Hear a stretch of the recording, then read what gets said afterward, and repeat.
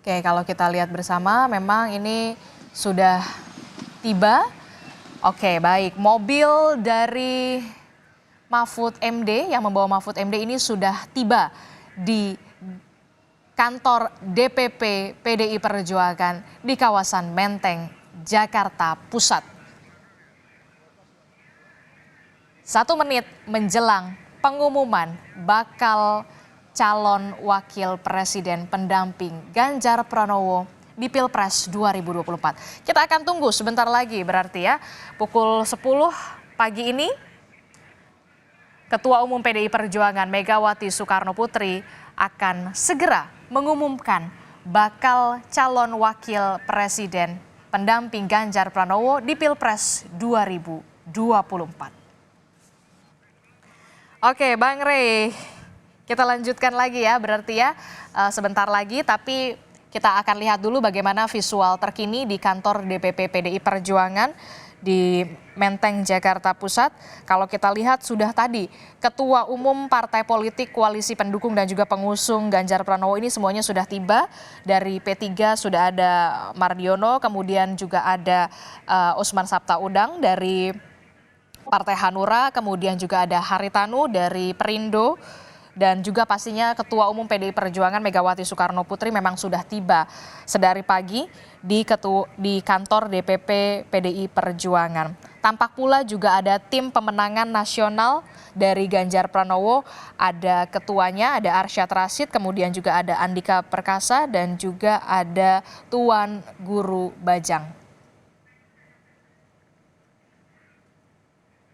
Oke, kita masih menunggu sebentar lagi detik-detik pengumuman bakal calon wakil presiden pendamping Ganjar Pranowo di Pilpres 2024. Kalau tadi kita sudah melihat mobil yang membawa Mahfud MD ini sudah tiba di kantor DPP PDI Perjuangan di pintu belakang. Oke, kita saksikan bersama, ini dia visualnya di mana mobil yang membawa Mahfud MD ini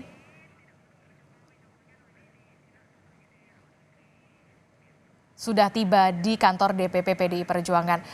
Bang Rey, ini yang juga saya menjadi pertanyaan, mengapa kemudian pengumuman bakal calon wakil presiden pendamping Ganjar Pranowo di Pilpres 2024 ini tidak menunggu dari kehadiran atau kepulangan dari Presiden Joko Widodo, yang kalau kita tahu sendiri Presiden Joko Widodo merupakan kader dari PDI Perjuangan? Saya kira saya sudah menyebutkan 2 hari atau 3 hari sebelum ini, Pak. Saya katakan itu dengan situasi ini saya kira akan ada 5 langkah yang dilakukan oleh PDI Perjuangan gitu.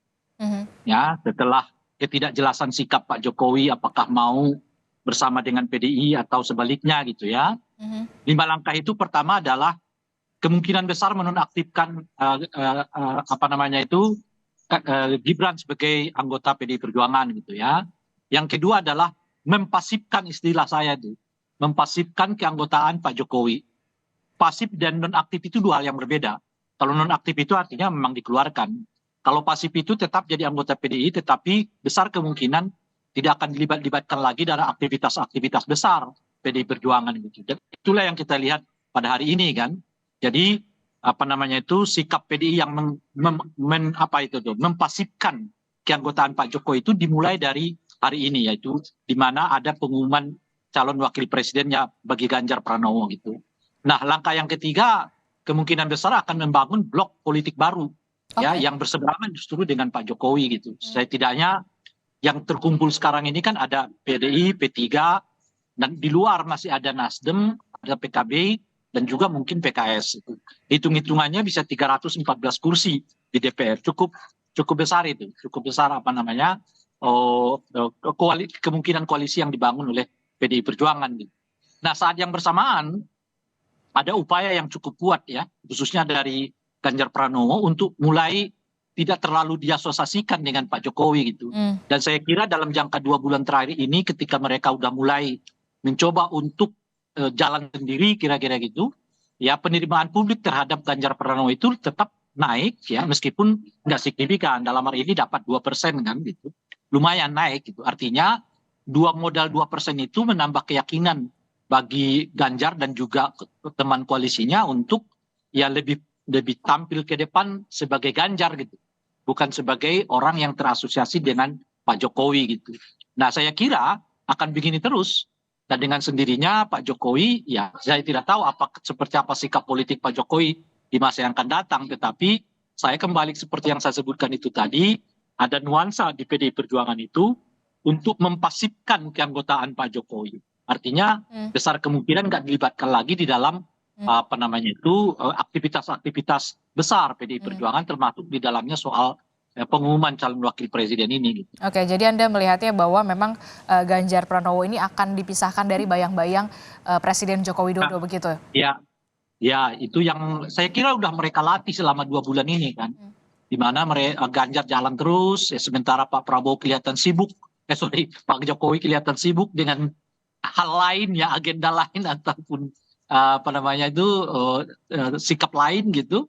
Nah, kenyataannya ya mereka lumayan apa namanya, bukan adalah peningkatan meskipun nggak terlalu signifikan, yang 2% itu, dan itu menurut saya menambah keyakinan bahwa kalaupun kemudian apa namanya itu Ganjar Pranowo ya tidak selalu diikuti dengan bayang-bayang Pak Jokowi, penerimaan publik ternyata tidak terlalu apa namanya itu ya negatif, bahkan sebaliknya masih tetap mendapat respon positif dari masyarakat gitu.